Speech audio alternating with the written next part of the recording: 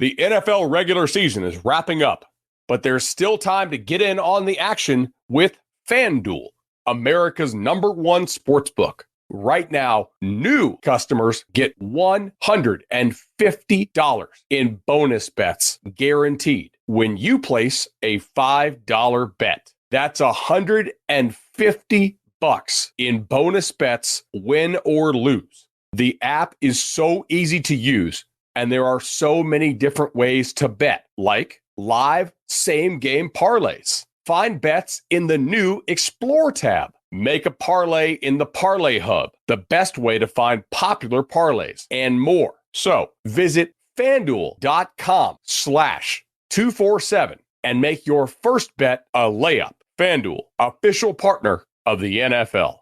Must be 21 plus and present in Arizona, Colorado, Connecticut, Iowa, Illinois, Indiana, Kansas, Kentucky, Louisiana, permitted parishes only, Massachusetts, Maryland, Michigan, New Jersey, New York, Ohio, Pennsylvania, Tennessee, Virginia, West Virginia, or Wyoming. FanDuel is offering online sports wagering in Kansas under an agreement with Kansas Star Casino, LLC. First online real money wager only. $10 first deposit required. Bonus issued as non-withdrawable bonus bets that expire 7 days after receipt. Restrictions apply. See terms at sportsbook.fanduel.com. Gambling problem? Call 1-800-GAMBLER or visit fanduel.com/RG in Colorado, Iowa, Michigan, New Jersey, Ohio, Pennsylvania, Illinois, Kentucky, Tennessee, and Virginia. Call 1-800-NEXT-STEP or text NEXT-STEP to 53342 in Arizona, 1-888-789-7777, or visit ccpg.org/chat in Connecticut, 1-800-9-WITH-IT in Indiana, 1-800-522-4700, or visit ksgamblinghelp.com in Kansas, 1-877-770-STOP in Louisiana. Visit mdgamblinghelp.org in Maryland. Visit 1-800-GAMBLER.net in West Virginia, or call 1-800-522-4700 in Wyoming. Hope is here. Visit gamblinghelplinema.org or call 800-327-5050 for 24/7 support in Massachusetts, or call 1-877-8-HOPE-NY or text HOPE-NY in New York, or visit oasas.ny.gov/gambling. Standard text messaging rates apply. Sports betting is void in Georgia, Hawaii, Utah, and other states where prohibited. The following is a GoPowerCat.com and Spirit Street production. You've discovered your link to GoPowerCat.com's PowerCat Questions podcast, presented by Fridge Wholesale Liquor, and it starts right now. Now, let's go to the WTC Gig-Powered Studios. Here's your host, GoPowerCat.com publisher, Tim Fitzgerald. Welcome in here to the PowerCat Questions podcast, sponsored by the Fridge Wholesale Liquor. I am not Tim Fitzgerald. I am not Zach Carlson. But I am Ryan Gilbert here, as we are going to be taking your questions here from Wabash Station. We're going to be asking Fitz. This will be a two-part podcast. First half will be just about sports. Second half will be about the life of Fitz. How you doing, man? I'm good, brother. That's kind of fun. Kind of fun to being on the other end of this.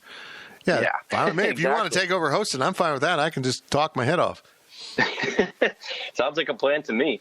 This is sponsored, as you all know, by the Fridge Wholesale Liquor. I just turned 21 a few months ago, so I have not had any alcohol in my system ever, my whole 21 years of life. But when I do, you can already bet that I will be at the fridge consuming a beer. What do you think I'll have, Fitz? Hold on. You still haven't had a drink? Oh, no. Never. See, I'm a good kid. Even though you're 21? Maybe. Oh, okay. Maybe. There we go. Only for the last 2 months, that's for sure. I think you should start off with a selection of beers to kind of hone in on what you enjoy in the beer world. So Natty Light? Yeah, exactly. So as a college student, Natty Light, Busch Light, those higher end beers. But no, I mean, there's so many types of beer now. The IPAs. I don't like hoppy beers. I don't like hop in my beers. They get too, and so I'm a Mexican beer guy. And give me a nice Pacifico with lime, and I'm really happy. But I'm not a huge beer guy to start with. I enjoy Boulevard beers, but I'm more of a hard liquor guy, and that you really need to ease in on. You just need to do it. I don't know if this is you just going off on one of your spiels, or are you trying to give me real advice about beer? I actually am. You got to find what kind of beer you like. Plenty of beer. I was totally joking about that. I probably drink more beer than you. Oh, good. You don't like beer that much, then. Oh, okay, good. Yeah, I'll be having some beer this weekend, Memorial Weekend. We're going to the lake. Should be a lot of fun. Nice. What lake do you guys go to? Lake of the Ozarks. Oh, you go One down of our friends there. has a lake house, so yeah. Sweet. Maybe we should go out to Manhattan, buy our alcohol, and then just go to the lake. Maybe a little bit out of the way, but It's a lot we're willing out of to the do way. it for the fridge, right? Yeah, exactly. It's better at the fridge. I did my first online order, rolled up. They loaded it in my car, and I went home, and it was fantastic.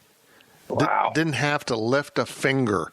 They've got parking spots on the west side of their building. You pull right into one, and you're supposed to call, but the guy was kind of waiting and said, "What's your name?" I said, "Fitzgerald." He brought it right out, stuck it in my car, and I went home. It's like, this is amazing. This is the best. There you go. You know what's not out of the way is Tanner's. It's First wedding half. season. Yeah. For those who don't know, my mom and stepdad, they did not get married at Tanner's. They had their reception at Tanner's. I Just was an idiot saying they got married at love Tanner's, that. but It's never going to end on my version of events. Which Tanner's was it? Do you know? yeah, it was 143rd and Metcalf, right here in Overland Park. The far south one. We go there all the time still to this day. You know, our dog's name is Tanner. Tanner, just the whole everything has a special place here in our hearts.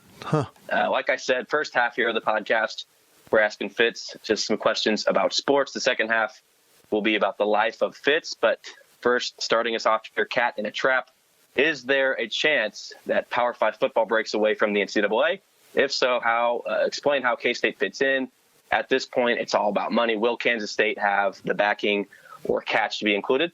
I think so, unless they really draw a tight circle. I put this in that story, the column I put up about, post-pandemic college sports. I don't know how they can just say, we're in, you're out. I think because of the money at stake here, there would be endless lawsuits. I think they have to say, this is what it takes to be in, who's in.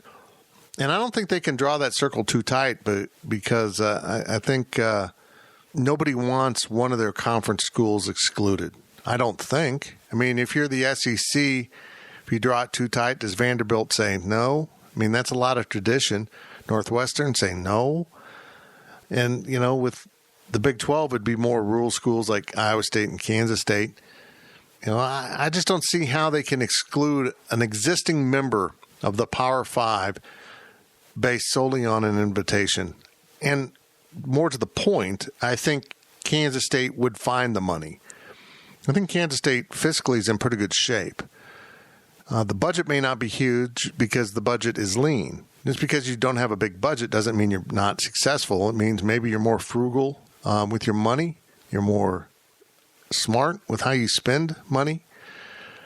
And they seem to fund football at a pretty high level. I mean, football never starves for anything anymore. It used to, but now if K-State football needs it, like a new practice facility and an indoor practice facility, football will get it, even if it displaces some of your parking, which is just such a blown out of proportion thing. I mean, it's not.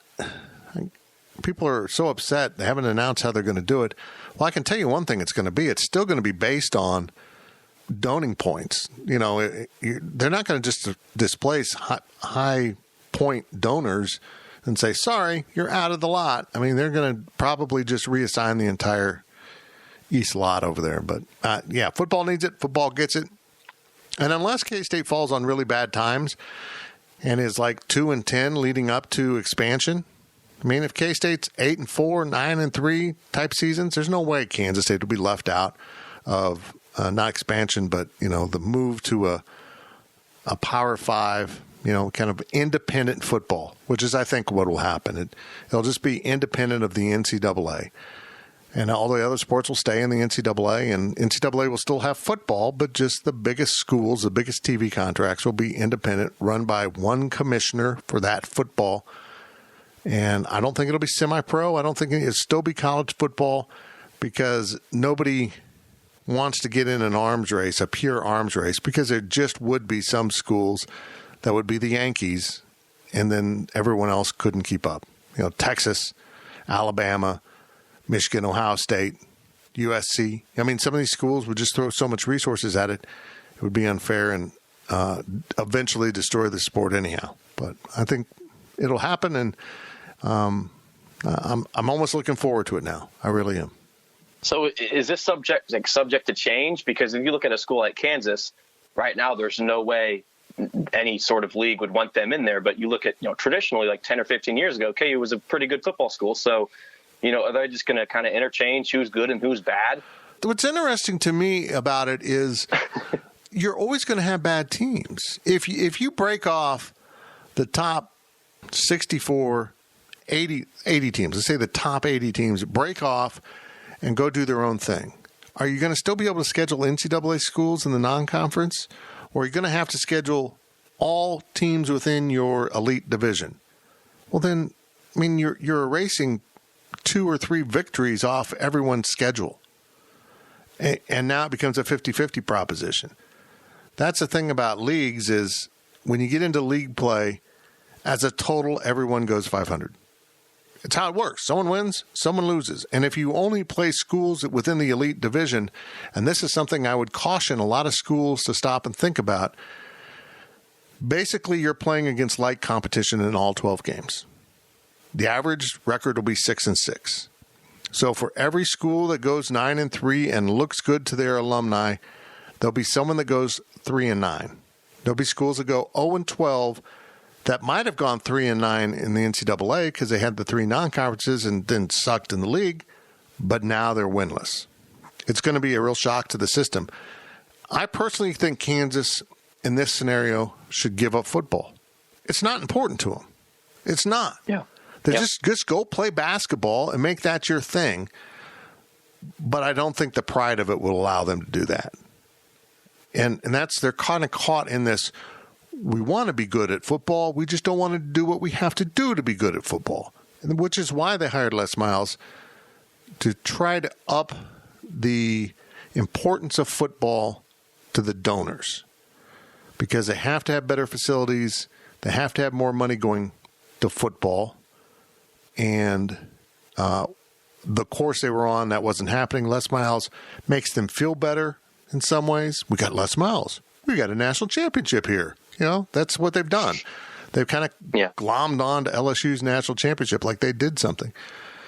Here's the big thing, though. If KU basketball gets nailed, which I think every Missouri, Kansas State fan, Iowa State fan kind of hope that happens. Get what you've been cheating. Get what you have coming. Does that make them put the emphasis on football that is needed? Does that refocus things? Kind of like when K-State dropped off in basketball, Bill Snyder walked in the door and football got the money. I don't know. We'll see. I look forward to listening to that podcast with Dr. Keister. That I don't know if you're going to talk about this, but that's something that he certainly could talk about for days. Certainly, we're looking forward to listening to that Life of Fitz. Yeah, that's coming up. Is that Thursday night? Yeah, that will be releasing later this week. Dan Keister will be my second one. Teaches a sports econ class on campus. Right now, it's scheduled for later this week.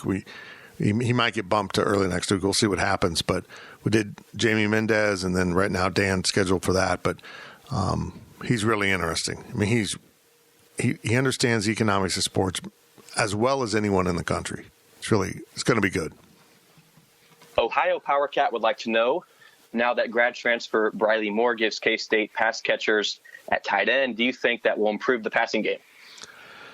One of my good buddies is former K-State tight end. And tight end used to be really involved in the Snyder offense. Snyder 1.0, tight end was a big deal. When the running quarterback thing started, it kind of lessened, and certainly Snyder 2.0, it went away when he just wanted a block. He wanted the tight end to be a tackle for the most part. This offense is different, even though the stats didn't show it in year one, because I don't think they had the ability to throw to the tight end. So I guess my answer would be yes. I think if they had someone they felt like could function as a receiver from the tight end spot. Everyone wants the Travis Kelce, the Gronkowski, the Tony Gonzalez, the big guy that can run, get open, and catch the ball, complete possession of the ball.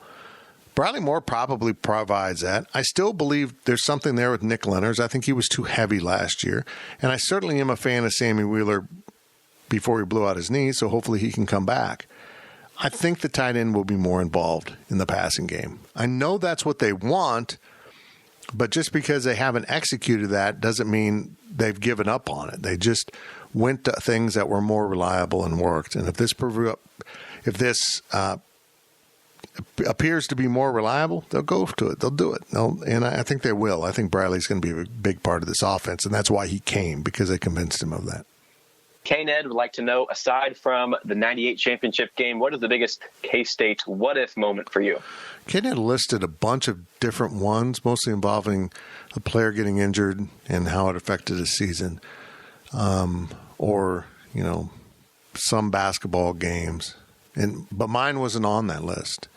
And it's a topic I've talked about before. I go back to the 1988 Elite Eight game between Kansas and Kansas State. Kansas State was the far better team that season. They'd beaten KU. They'd finished higher in the Big Eight than KU. And they go up to Pontiac, and KU starts playing out of its mind in the NCAA tournament, eliminates K-State. And I've said this over and over, but historically it's really true. That's when the programs took different courses.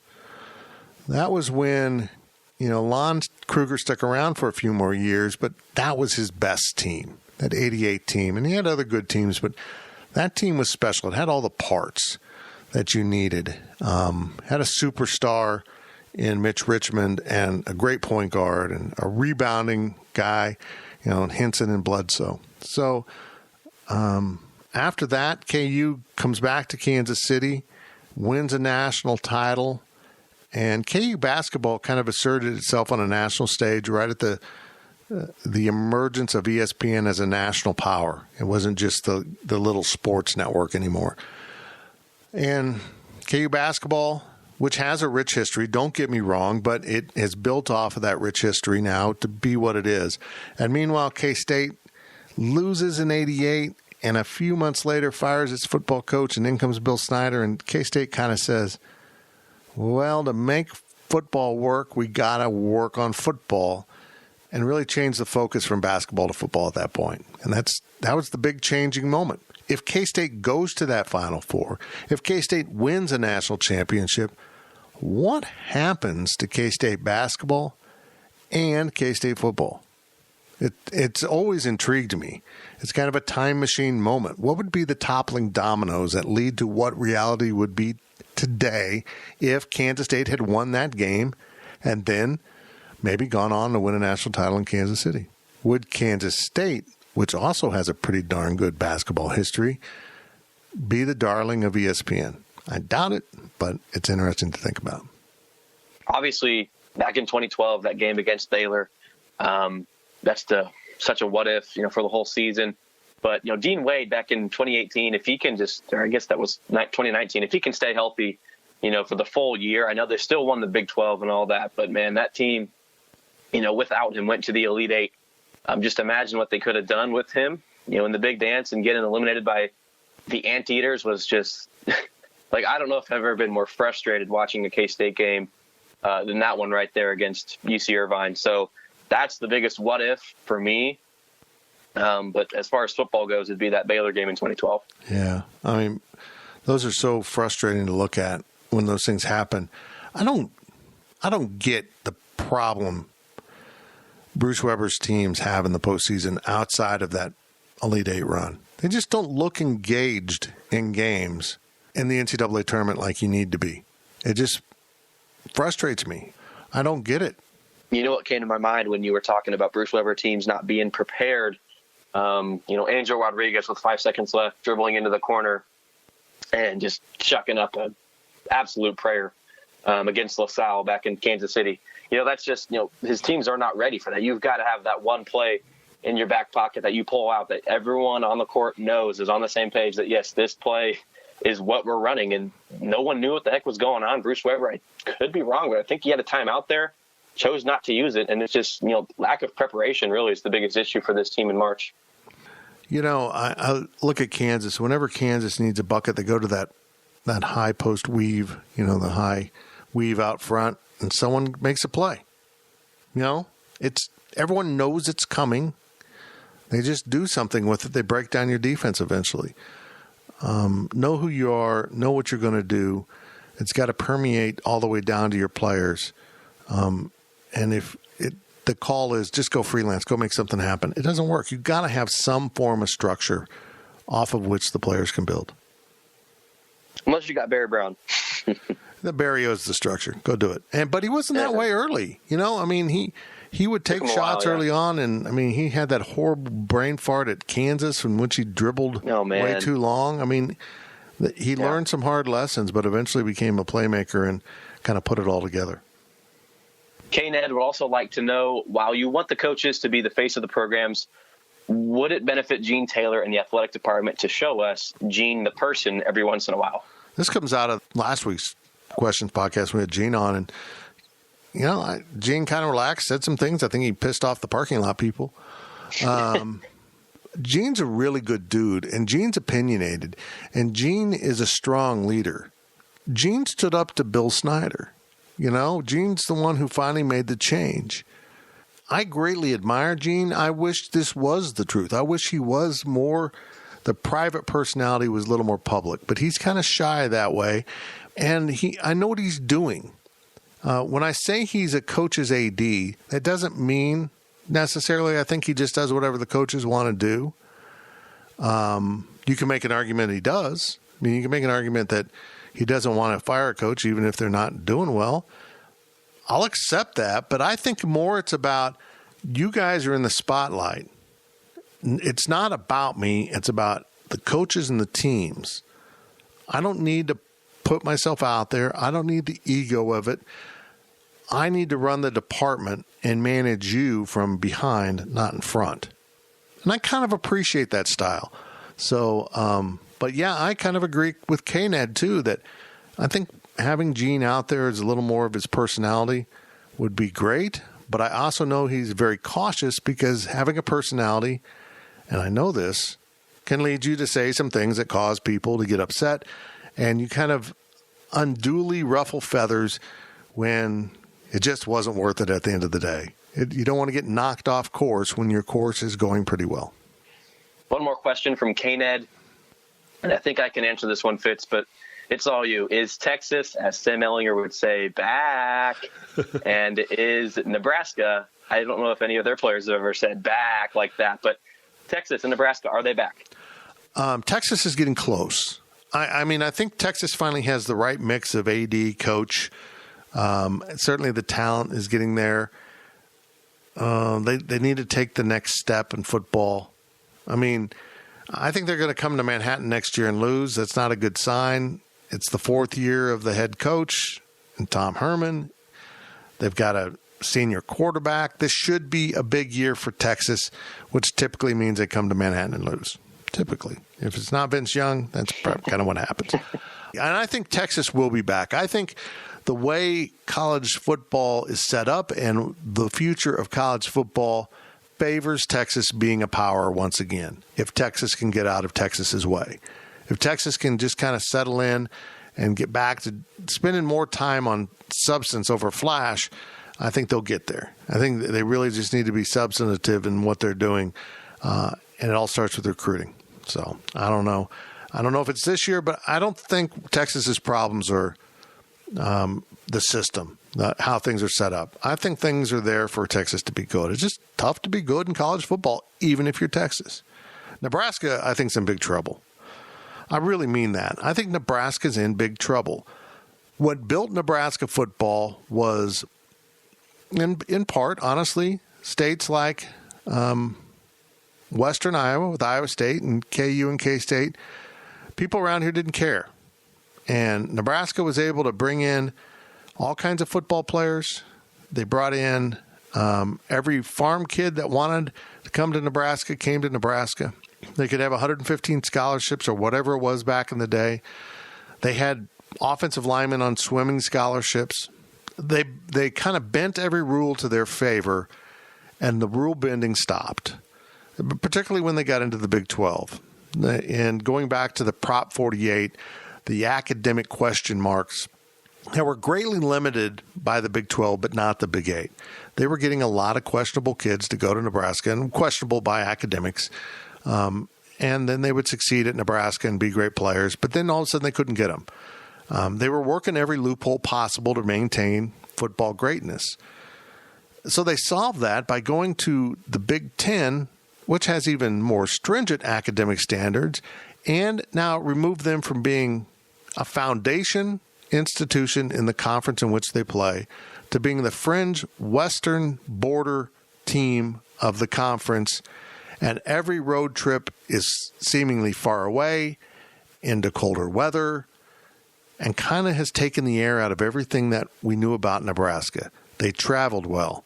Honestly, they could come down to Kansas and fill up stadiums, but they could go to Oklahoma and get a lot of tickets and play a nice warm game in Norman. Everything's changed now. Now they go to road trips up into the cold. They're long. They've moved away from their warm weather recruiting and into the heart of recruiting against, really those programs that they can't compete with in the Big Ten. Now they're not a foundation institution. They're a fringe institution. And I think they have put them on the outside of the system. And I think Nebraska, I'm not saying Nebraska will be bad perpetually. They will be good on occasion.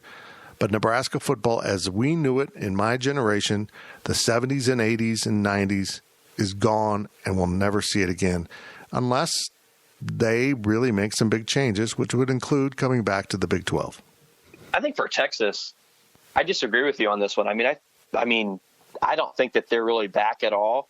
I can understand what you're saying about, the athletic department and stuff like that. Things are looking, in the right direction, pointing in the right direction for that. But as for, this season, I don't know if that question is just about that or, the program in general. But, it's been like 3 or 4 years in a row now where Texas is supposed to be really good, and they're just not that good. This is a team that almost lost to KU down there in Austin last year. So I'm not buying into that hype at all. I think Ellinger is really overrated. Just from a game standpoint, I don't think Texas is back at all. And then even with the athletic department, Shaka Smart, they've got to let him go. I don't think that he's the answer at all. But Texas was 3rd or 4th in the Big 12 last year, which is it's crazy because the whole season, if you watched, it was like Texas was never that good, but they caught lightning in a bottle at the end of the season there, and they came up at the top half of the standings, but that's part of the problem that you have with Shaka Smart. He gives you that mediocrity where he can't lose his job. He's got that big buyout. He'll win you some games, but he's just not going to do anything for you once the calendar really turns to March. So, I don't think Texas is back. And then Nebraska, I think we can agree on that. They've seen their days. That's a really, really loyal fan base, but, they're going to start becoming restless, sooner or later. My thing about Texas is I think it's mental. I think they have a mental block. I feel like they have a sense of entitlement where Texas, we should be better than you, lay down. And people don't lay down. They just don't get to overwhelm people anymore by we've got better players and we're more confident. And, they kind of just want the easy path. Except when they play Oklahoma, and they tend to play Oklahoma fairly competitive because that interests them. That is an equal. They played LSU pretty decently this year. Explain that. They should have won that game. They played LSU well because they viewed them from a mental approach as an equal worthy of their attention. I think Texas's football, the problems with the football program is all about how they think of themselves and their opponents. They don't respect Kansas State. They don't respect Kansas. Well, yeah, okay. They don't respect anyone in this conference other than Oklahoma. And it gets them in trouble because if you don't respect a good football team, even if you might be more talented, you're going to lose more often than win. It just happens. That's how sports are. You don't respect me, I got the chip on my shoulder, advantage me. And I think that Texas makes its own bed, and they can't figure out why its bed sucks. Because you made it. This is how you approach things. You think you're better when you should be, but you're not. And it just gets them in trouble. The Longhorn Network's a whole other conversation, but just having your own TV station, that's, adds more, to your point that, hey, we are better than you. Look at us, we're Texas. So yep. I definitely agree with that one. Exhausted nihilist, like to know, Fitz, if you care to dig deep into your memory bank, what were your thoughts after the 2011 Eastern Kentucky come from behind near miss victory? Oh my God, I thought K-State football was in such big trouble. I really did. We didn't know Colin was going to be as great as he ended up being. Eastern Kentucky wasn't a good football team. I think the biggest thing that worried me, though, was Coach Snyder didn't realize, this kind of sounds just exactly like my Texas answer, that he couldn't hold everything back against these teams anymore. I mean, he could hold things back and play fairly simplistic schemes on both sides of the ball in Snyder, the hardest Snyder 1.0, and just destroy teams.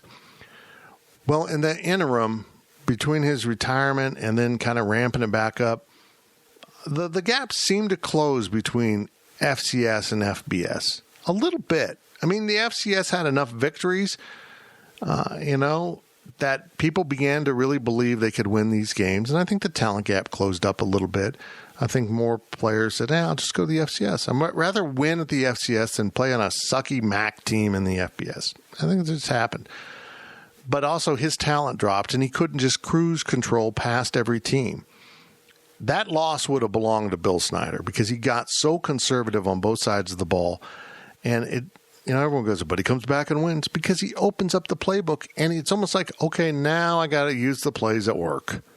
And they win. And that's kind of what he'd do in those games.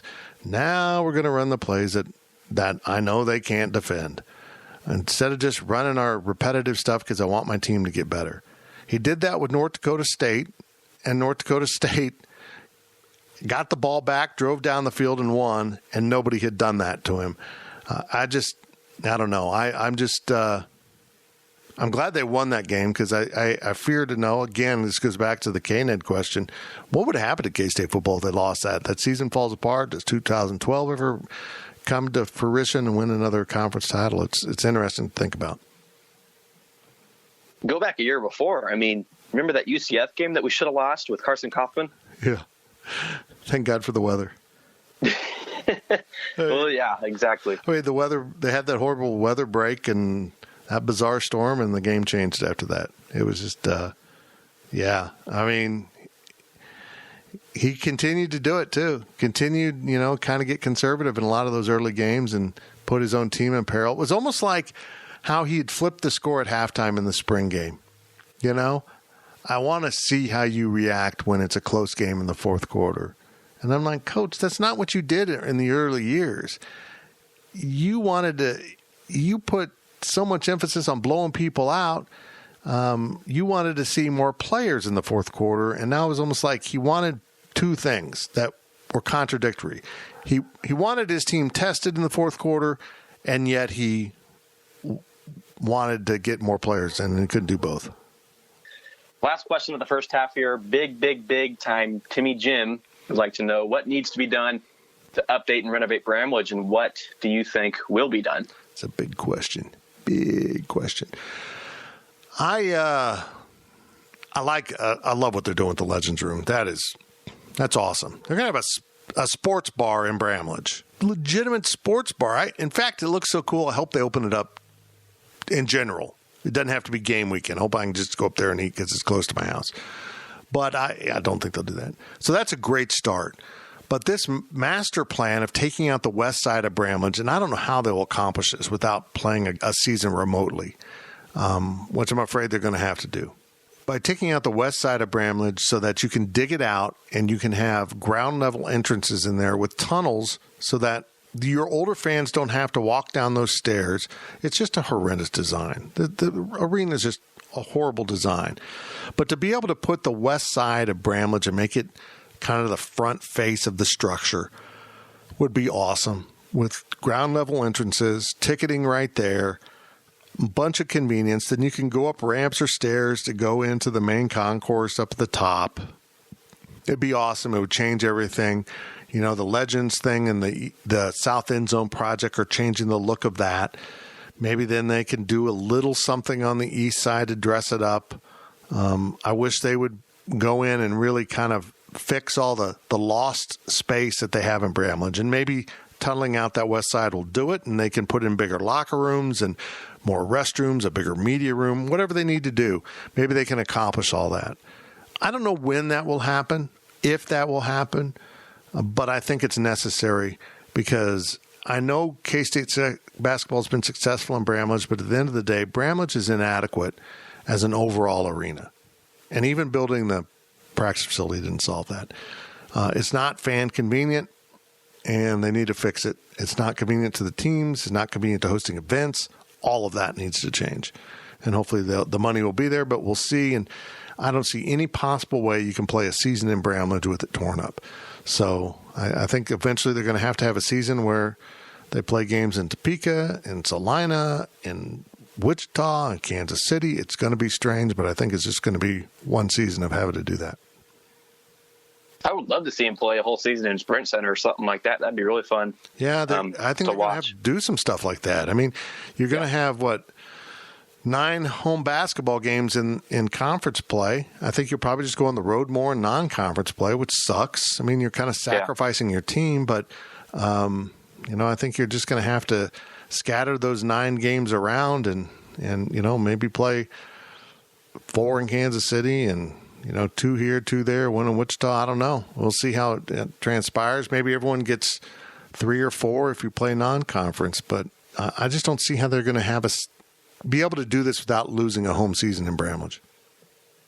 TCU did that 5 or 10 years ago. Yeah. Holtmeyer was doing their construction. They played, and it was like a oversized high school gym. It was very odd, multi-purpose facility for the school district. It was so weird. You went in there, I went up to grab a drink at concessions. I mean, there's no media room. You were on media tables kind of behind the benches. I mean, we were right behind the benches.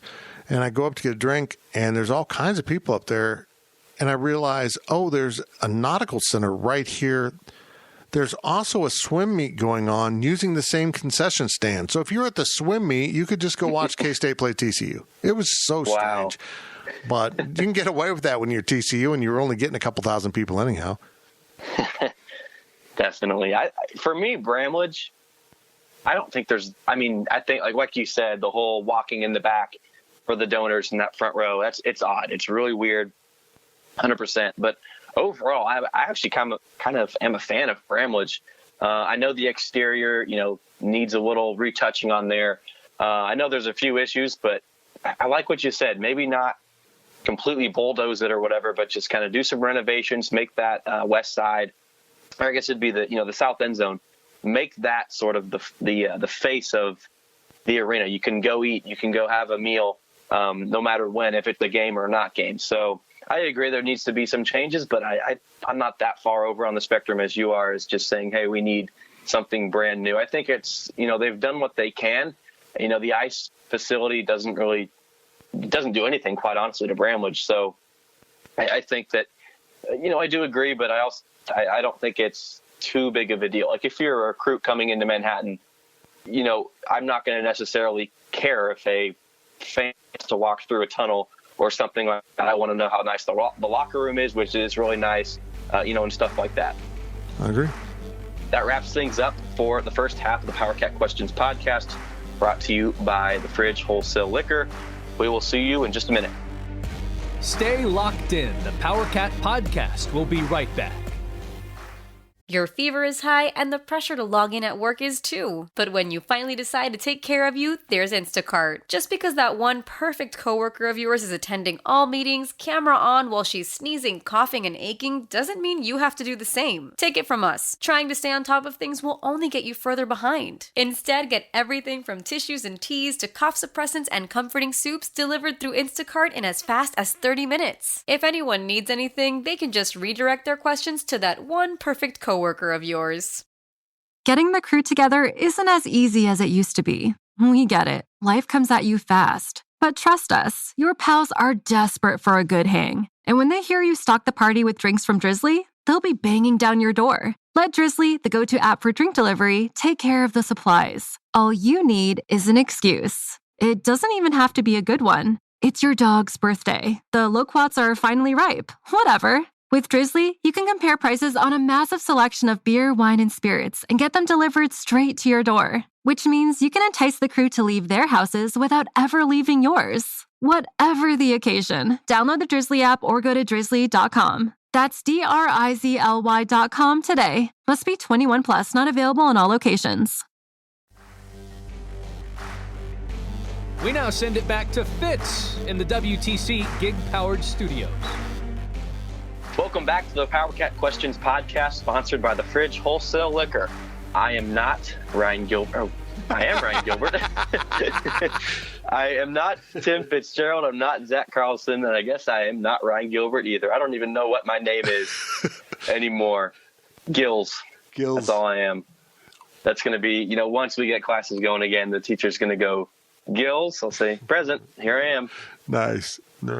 Second half here of the podcast, we're going to be asking Fitz the life of Fitz, getting to know his opinions on the questions we took here from Wabash Station. But before we do, sponsored by the High-Low, which is located, 20 seconds from my house right there by Aggieville. So I'll definitely be making some trips there. Are they open now, Fitz? I don't, honestly, I was thinking that before we started. I'm not sure. Surely they are. I mean, yeah. Golly, I drove through on graduation weekend to go pick up food at Taco Lucha. And then my friend Mark Kloss, one of the managers at Lucha so long, sent me a Snapchat. Aggieville was packed during the daylight hours because of graduation. It's like everyone came back and we were just, you couldn't fill bars. They had limits, but the bars were as full as they could be. It was good to see, but it was also so weird to see. So I don't know. I didn't make it down. I didn't notice the High-Low. I know Annie Mae's hasn't opened up. Lucha and So Long haven't opened back up. But some of those bars that didn't have the food revenue, they were rocking it. They were doing great. But I don't know about the High-Low. I need to get in there as soon as I can because I miss a slice, a burger. Everything on their menu is so good. You're making me hungry now. That's good. It's so good. It's better than what you delivered. Oh, no. I'm sorry. You're doing this second half on your own, Fitz. I'm out of here. And Ryan Gilbert, the High-Low gets all of their liquor from their fridge. Just want to throw that in there. Also, let me put this plug in there, buddy. Life of Fitz podcast, we mentioned it in the first half. Folks, go listen to the Jamie Mendez one. If you haven't listened to one yet, it's okay. You're not going to get anything for Christmas from me, but that's okay. Go listen to Mendez. Great K-State football stories, and talks about his good friend Evan Simpson, former nose tackle that passed away from prostate cancer this weekend. I've said this one's my favorite. This one's my favorite. This one, the 50 minutes I spoke to Jamie flew by, and we could have done more. It was really a lot of fun. Go back and listen to some of the other ones. Subscribe to it. We're still building up our subscription list on the Life of Fitz podcast because it's a separate podcast from this. But go listen to Jamie. It's good stuff. Good. He's a great dude. So, okay, Gills, take it away with the second half. JRM1010, like to know, what do you feel needs to be done about the enrollment decline at K-State? Do you feel the current administration has a workable plan in place, and are they up to the task? I climbed down this rabbit hole on Twitter, and maybe that's led to this question. I think General Myers is kind of a transition figure. I think he's come in to get us from what we had to what we need, and the Board of Regents wanted this. But the coronavirus has changed everything. And I think we've talked a lot about athletics locking in on what they need to do and kind of cut expenses. And I think it's true on the academic side. I really think a lot of state institutions need to kind of focus in on business. I'm not saying set aside academic quality. I mean, too many academics think when you bring in a business person, they're not an academic person. What could they know about running an institution? Well, the same can be said a lot of times when you put an academic person in charge of this enormous budget and trying to manage everything that goes on in a gigantic business. So there has to be a marriage there somehow. If you can find the academic person, maybe from the business education side, that can really run an institution like an academic business and get back to doing the things that inspire students to come to school there. And maybe it means dropping programs. I'm sorry if it's your program, which would probably be our program, Gills. Probably journalism would be something they said, we don't do it that well. I mean, there's other institutions in the state, or certainly Kansas. Let's take those resources and put them in grain sciences, agriculture, engineering. They've gotten into nursing and PA because there's such a need in the market. That's exactly what I'm talking about. Pivot into the things where there's a shortage of nurses and physician's assistants, offering programs starting this fall. I know PA because my sister's on the staff. do that. Keep doing that. I've said it over and over. I want brewing and distilling sciences. I really think we should be offering degrees at Kansas State in that. It's a legitimate market. Eventually, being able to get into the cannabis side of business once it becomes legal on a federal level. And I said, study that, get ready to make that pivot so that when it is legal on the federal level, which I think will inevitably happen, the prohibition will end, you're ready to educate students as part of the ag department. So there's just things that they can do. I think institutions tend to want to do a little bit of everything, and sometimes you got to be what you are and do it really well.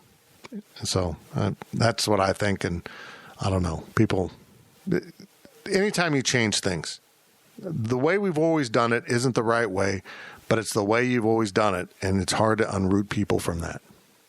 See, college isn't dying only at Kansas State. It's dying all around the country. I think that's what you really need to address. Like, me as a student, I didn't go to college to, study journalism. I literally was a marketing major for 3 semesters until finding this.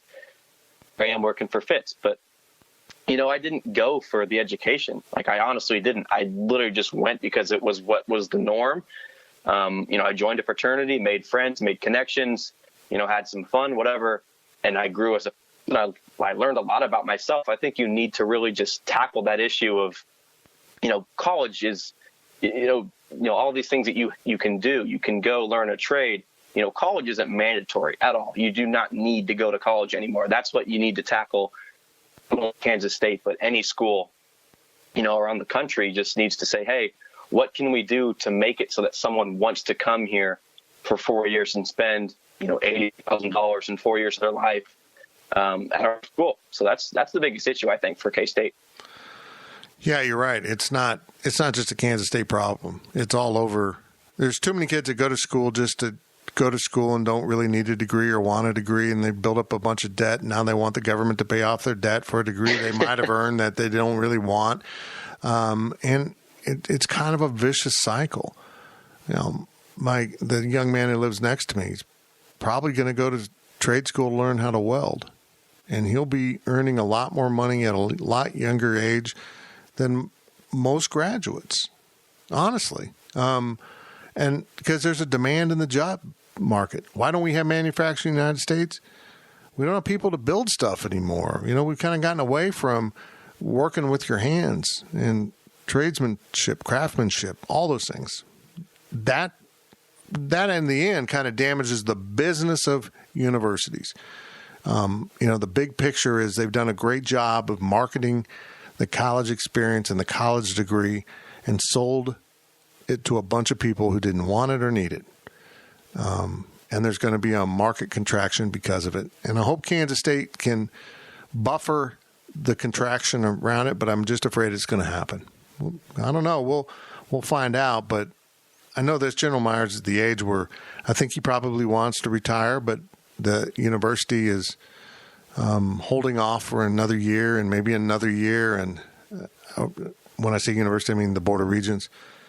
If he wants to retire, then let's get going here and go find someone with a national search and kind of hone in on what you need to be successful.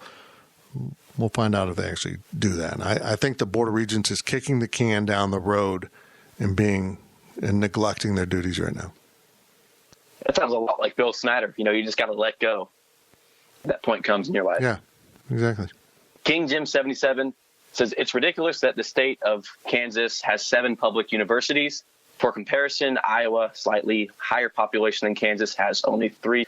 Which 3 schools do you close or privatize, and why? And how do you sell it to the legislator? He's exactly right. Our education system's too spread out, but I don't know how you close an institution. I think ideally, you kind of look at Minnesota, maybe you compare it to Iowa, where they have a state system.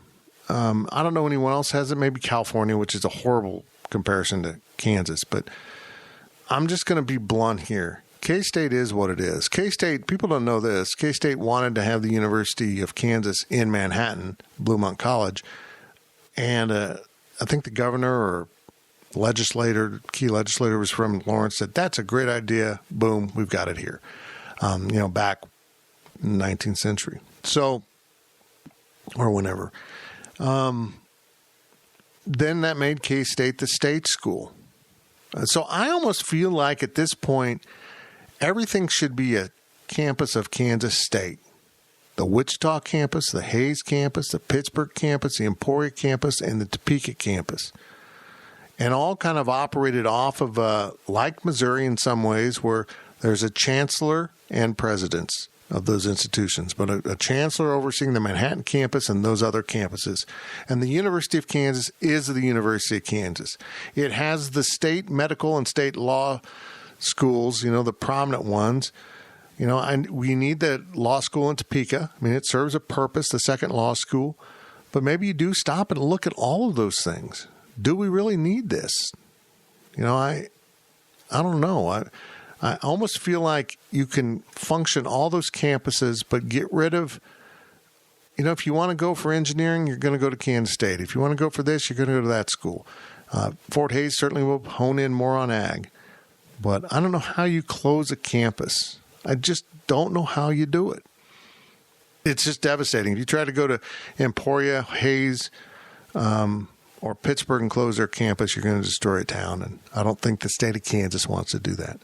But I think they can streamline things and make it more effective. I mean, Kansas State has a campus in Salina. You don't even mention that.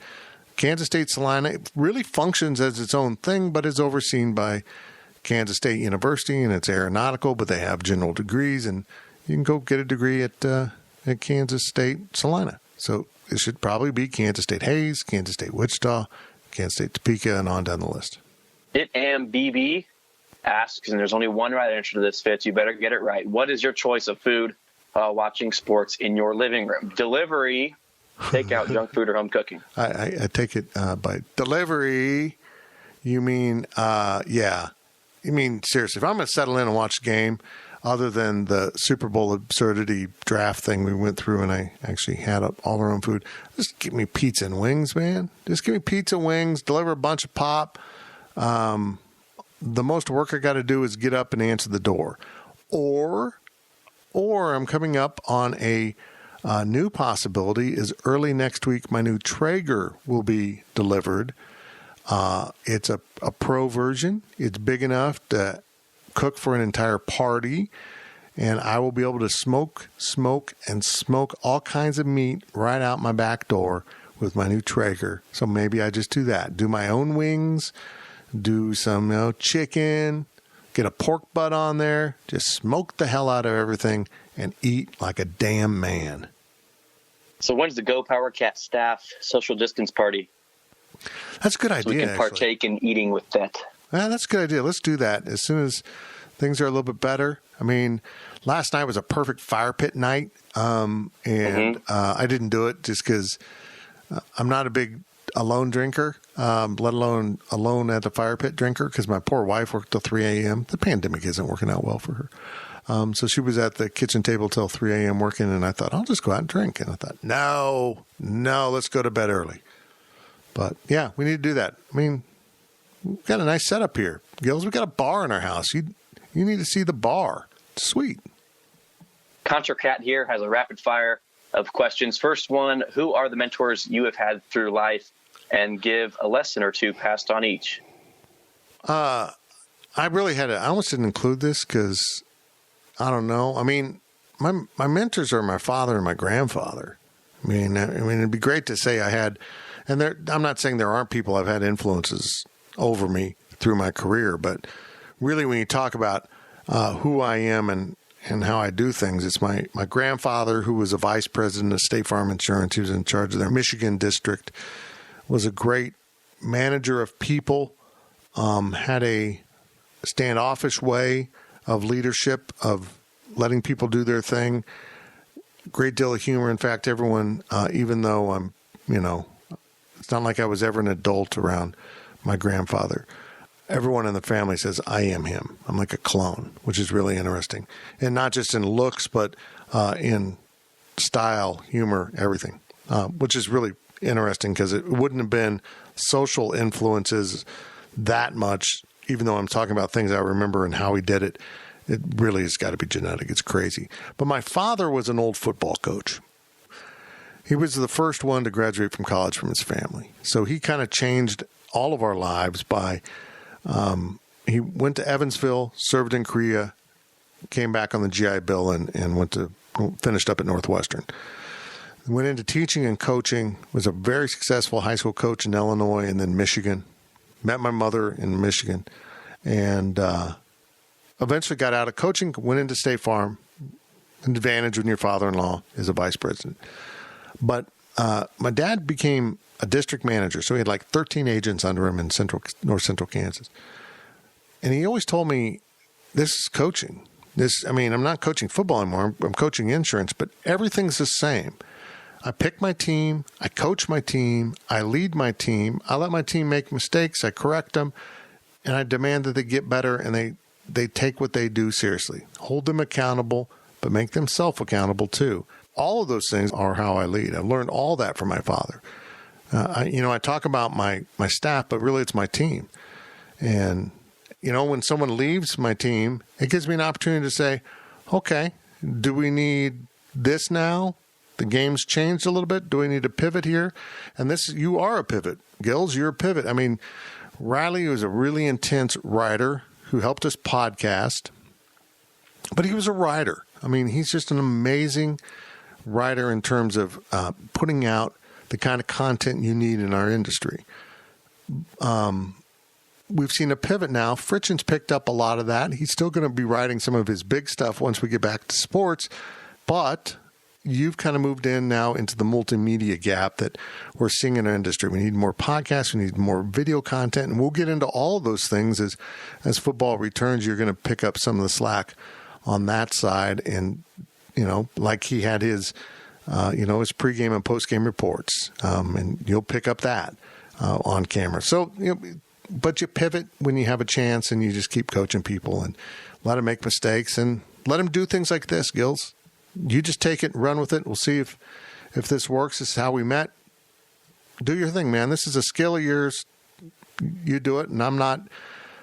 Maybe this is what we do from now on. Maybe this is how we do it, and we just take advantage of your skill set here. Next up from ContraCat, what lessons have you passed on to your prodigies that have formed them?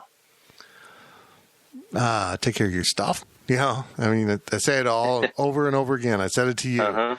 It's really the core philosophy of me. I'm not going to micromanage you. If you need to be micromanaged, go find a boss that wants to micromanage you. That's not me. I'm going to give you a big picture. I'm going to tell you what I want. Will you go take care of it? Just go take care of it.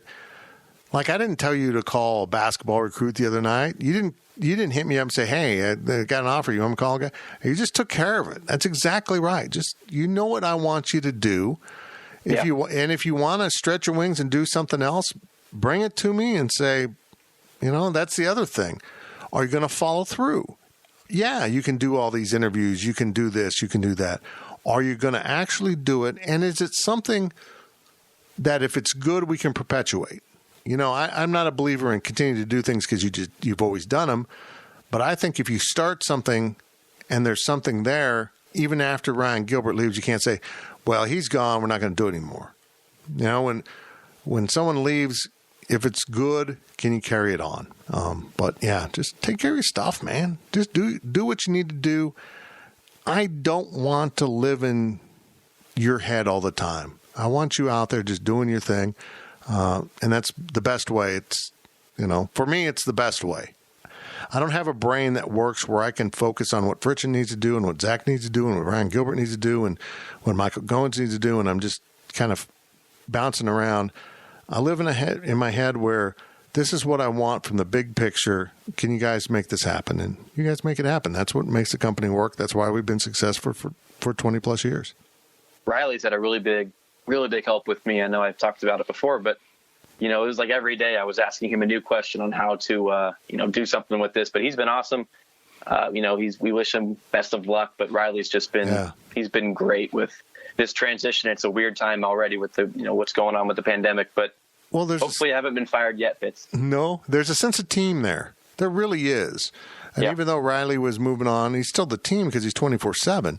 But he wants the team to succeed even though he's leaving. It's kind of like he helped in the recruiting process here. He got you up and running. This is what you need to do. And it has been great help because, again, if you would ask me, how do I do X, X, and O, I would say, you got to talk to Riley because that's been his job. He takes care of that for me. Now, some might look at that as weak leadership, saying you should know how to do everything. You're the boss. And there's some sense to that. But when you drill down in any corporate structure, the people that actually are doing the specific jobs should know more about that specific job than the boss. It all fits together into one operation. Next up from Contra Cat, what masthead would you have killed your work for as you graduated? Yeah, he's asking what newspaper I wanted when I got out of school. It's an interesting question. I didn't really think that way. I always wanted to work for the Star, but I couldn't because I have a nepotism clause, and my brother was assistant sports editor. So my favorite area paper I was kind of blocked out of, which was unfortunate.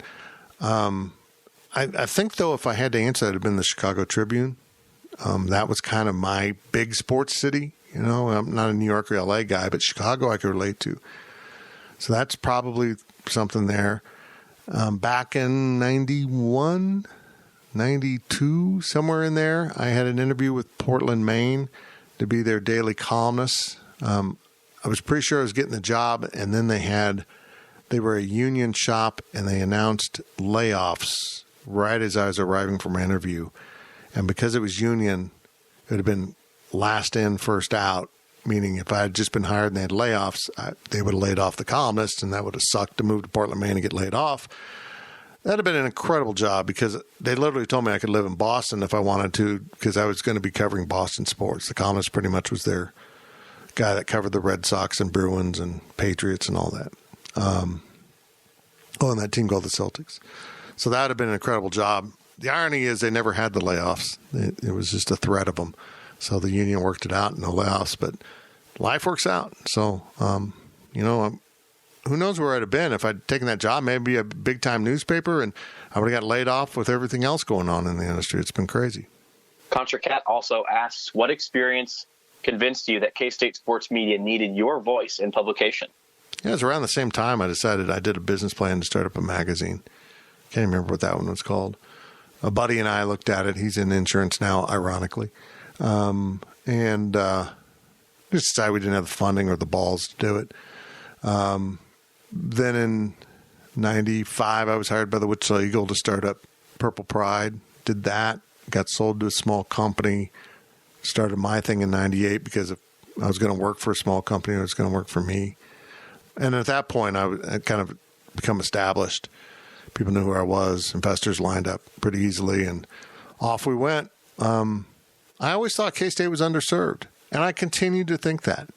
I think K-State as a market is underserved by Wichita and Kansas City. Topeka used to do a really good job of covering things. They do as best they can now, but they've been gutted too. Topeka uses coverage from the Salina writer.